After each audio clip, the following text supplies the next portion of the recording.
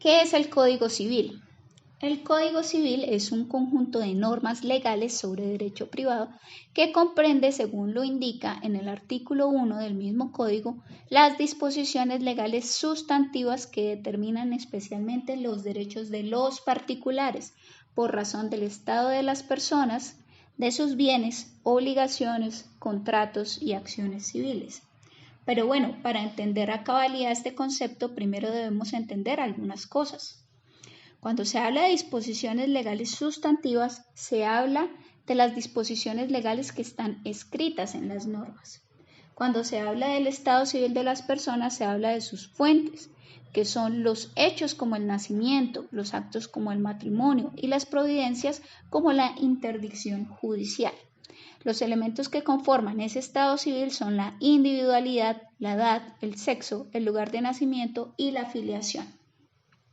Es así que, retomando el concepto ya mencionado, el Código Civil es el conjunto de normas que comprende las disposiciones legales escritas que determinan los derechos de las personas por razón de su estado civil o del de otras personas, por razón de sus bienes, sus obligaciones, los contratos que suscriban y las acciones civiles para hacer valer sus derechos.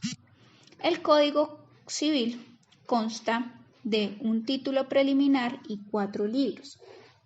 El título preliminar, en su primera parte, es una extracción de la Constitución Política de Colombia de 1886 y sus capítulos hablan de generalidades importantes que aplican a todo el código. El libro primero habla de las personas, el libro segundo de los bienes, su dominio, posesión, uso y goce, el libro tercero de la sucesión por causa de muerte y las donaciones entre vivos y el libro cuarto de las obligaciones en general y de los contratos. Nuestro Código Civil actual viene del Código Civil que Andrés Bello hizo para Chile en 1852, que a su vez estuvo influenciado por las normas en Europa. El libro primero, por ejemplo, viene del derecho germano, es decir, los códigos de Austria, Prusia. El libro segundo, por su parte, de los bienes, fue extraído de los derechos romano, germánico y español, y en una mínima parte de lo que tenían algunos estados italianos. El libro tercero, en cuanto a las sucesiones por causa de muerte, viene del Código de Prusia, del de Austria, de las instituciones romanas y de las leyes españolas. Y el libro cuarto, Obligaciones y Contratos, es el único libro donde se acentúa la corriente francesa, las obras de Potier y el Código de Napoleón.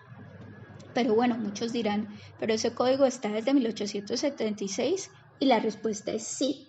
De hecho, recordamos que para ese entonces Colombia no era Colombia, era Estados Unidos de Colombia y era federalista, es decir, que cada estado era autónomo y tenía sus propias normas. El cuento es que después de que el Código Civil chileno de 1852 fue ley nacional en 1855, algunos estados de Estados Unidos de Colombia comenzaron a adoptarlo.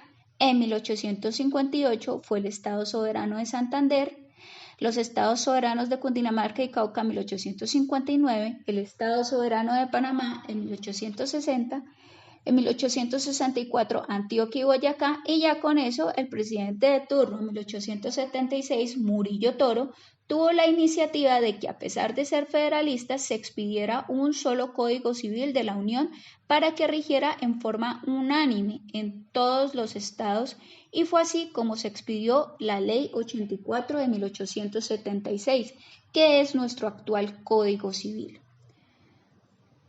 Luego, cuando Estados Unidos de Colombia pasó a ser República de Colombia con la Constitución Política de 1886, comenzaron las modificaciones al código, iniciando con la adición del título preliminar, que era un extracto literal del título 3 de la Constitución Política. Ahí, en 1887, con la Ley 57, se declaró incorporado ese título al código y se hicieron adiciones y modificaciones. Ese mismo año, con la Ley 183 de 1887, se hicieron más adiciones y modificaciones, las cuales muchas siguen vigentes.